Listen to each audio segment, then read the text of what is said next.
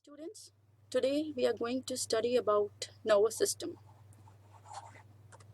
So what is nervous system? The nervous system is a complex network of nerves and cells that carry messages to and from the brain and spinal cord to various parts of the body. So why do we need a nervous system in a body? What is the function of nervous system? Nervous system helps in monitoring the changes. What kind of changes? External changes and internal changes. For example, much like a sentry, it uses its millions of sensory receptors to monitor changes occurring both inside and outside the body. These changes are called stimuli, and the gathered information is called sensory input. So what is the another function of nervous system? It is interpretation of sensory input. It processes and interprets the sensory input and decides what should be done at each movement, a process called integration. Effective response. It then affects the response by activating muscles or glands via motor outputs, which we call as respond of our body. Then it of course gives us some mental activities which are very important for our life, like consciousness, thinking, memory, and other activities like digestion, respiration, etc. The most important fifth point is homeostasis.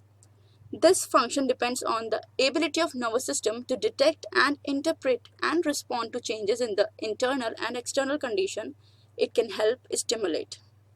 Just like when we have food and we want our stomach to digest it, then it secretes digestive juice. If the digestive juice is not secreted, or the brain did not say the cells to secrete digestive juice, then the digestion process cannot work properly. So it is important to maintain a homeostasis for each and every function. Okay, so nervous system is divided into two parts. First is peripheral nervous system and another one is central nervous system. Central nervous system consists of two parts. First is brain, which receives and processes sensory information, initiates responses, stores memories, generates thoughts and emotions. Like when you are fighting with someone, it generates a fighting response, a fear response. And when you are going to an event, you want to memorize it, the event was very pleasant, then it will generate a memory inside your brain. Okay, so the second point is the spinal cord. It conducts signals to and from the brain and controls reflex activities of all the organs of our muscles. Next, peripheral nervous system. It also contains two parts. It is divided into motor neurons and sensory neurons. So motor neurons takes the messages from CNS to muscles and glands, and sensory nervous system takes the message from sensory organs to the CNS, means central nervous system. Okay, so motor neurons are again divided into somatic nervous system and autonomic nervous system. Somatic nervous system controls voluntary movements like walking, movement of hands, and autonomic nervous system controls involuntary responses like cardiac activity, digestive system, respiration, etc. Autonomic nervous system also controls sympathetic divisions and parasympathetic divisions. What are sympathetic? This is fight or flight, actions of hormones. And parasympathetic is rest or digest. Okay, so nervous system can be elaborated. Let's elaborate peripheral nervous system and central nervous system. The central nervous system, as I told you, consists of the brain and spinal cord and is responsible for integrating, processing and coordinating sensory data. And peripheral nervous system includes all the neural tissues outside the CNS. Okay, so let's start from the hair. Our skin, our cells, all of them contain some receptors through which we sense the stimuli. Okay, so first of all is receptor. First we sense through the receptor. So what is the function of receptor? Receptors are sensory structure that detects changes in the internal or external environment. Then the message goes through the visceral sensory receptors and it went to the sensory divisions of the PNS, which brings information to the CNS and receptors in peripheral tissues and organs for evaluation. Okay, then it takes those information to the processing unit, main CNS unit, the brain, and it processes the unit whether we have to give a response, what kind of response is to be given, it is a pain, and in which area the process is going on of stimuli. Okay, so the fourth process is the motor division of the PNS, carries motor commands from the CNS to peripheral tissues and system. It also includes two types of nervous system. First is somatic and another one is the autonomic nervous system. Somatic system controls skeletal muscles contraction, through which we can move our hand if we got hit by something, okay, like that. And the autonomic nervous system provides autonomic regulation of smooth muscles, cardiac muscles, and glands and adipose tissue.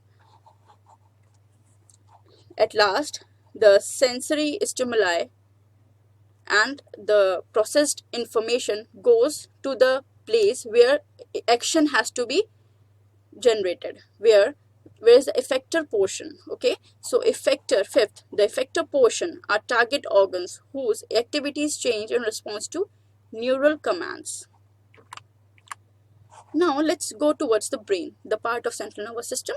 The brain is one of the largest and most complex organ in the human body. We know that the brain consists of four principal parts. First is brain stem, the cerebellum, and the diencephalon. It is also divided into four parts. First is called as, you can see it in the picture. First is the frontal lobe, the front part, the parietal lobe, the occipital lobe, and the temporal lobe. The central nervous system is divided into four parts: forebrain, midbrain, hindbrain, and spinal cord. And they are further divided into so many parts. So the brain is also divided into lobes. What I told you earlier, the frontal lobe. Frontal lobe is responsible for problem solving, judgment, and motor functions. The parietal lobe manages sensations, handwriting, and body positions. The temporal lobe are involved with memory and hearing. The occipital lobes contain the brain's visual processing system.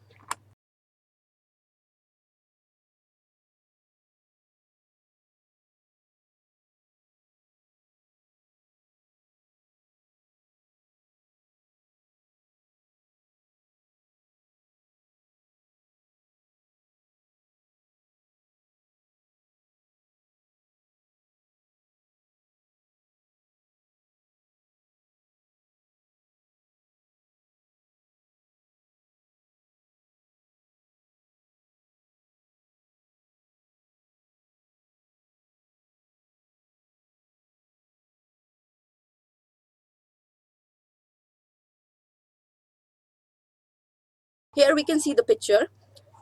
This is the parietal lobe. You can see in the picture there is a parietal lobe responsible for movement, occipital lobe for vision, temporal lobe for language, and frontal lobe for planning.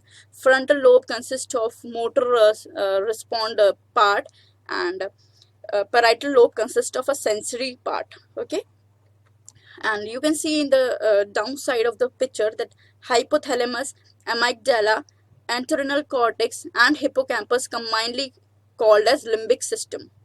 Okay, so these parts are called as limbic system. These parts are responsible for memory generation, memory retrieval, basic informations, and basic emotions, and of course hormonal release.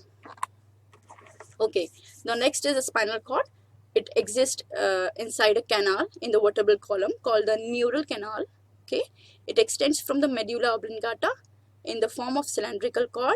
Its length is about 45 centimeter long, and it is a hollow tube which contains central canal. Okay, there are two fissures extended along the midline which divides the spinal cord into two complete halves. It is covered by three membranes called as meninges, which are durameter, pyometer, and arachnoid. The structure of spinal cord actually consists of two parts. First is white matter, which is a white layer formed of nervous system, and another is called as gray matter, which is colored gray, which appears gray actually in H-shaped with two dorsal and two ventral horns formed from nerve cells and their dendrites and neuroglia. So here is the picture of now spinal cord. You can see dorsal horn and ventral horn. So the white matter transmits impulse from the different body parts to the brain and vice versa. And the gray matter is the main center of reflex action, as it contains thousands of reflex arcs. You can see this, the H portion, which is little dark in beige color, is gray matter, and outside matter, which is in light color, is a white matter, is the white matter. Okay. So the peripheral nervous system, what is peripheral nervous system? It contains all the nerves in the body that lies outside the spinal cord and brain. The nerves excluding brain and spinal cord is comes under a peripheral nervous system. Okay, so the peripheral nervous system consists around 12 pairs of cranial nerves and 31 pairs of spinal nerves. The peripheral nerve system itself divided in two parts, the somatic and the autonomic nervous system. So what is the somatic system? Somatic system consists of cranial and spinal nerves. It is responsible for transmitting sensory information, for voluntary actions. Okay, and this system contains two major types of neurons. First is sensory neurons, and another one is motor neurons. Sensory neurons carry information from the nerves to the central nervous system, and motor neurons carry information from the brain and spinal cord to the muscle fibers throughout the body, and they allow us to respond, to give a physical response for the environmental stimuli. Okay, now what is the autonomic nervous system? The autonomic nervous system is the part of the nervous system that supplies the internal organs. It supplies, and it also includes blood vessels. It supplies the stimuli, reaction, the response to stomach, intestine, liver, kidney, etc., genitals, lungs, pupils. You can see here all the organs are included. Okay, the autonomic nervous system has two main divisions. First is sympathetic and another one is parasympathetic, which are called as voluntary and involuntary. So this is the chart. Sympathetic nervous system from spinal cord to the other parts of the body, and parasympathetic from spinal from other parts to the brain stem. Okay, the transmission of impulse is going accordingly in the direction of from spinal cord to the organs and from the organs to the spinal cord. Okay, so thank you very much.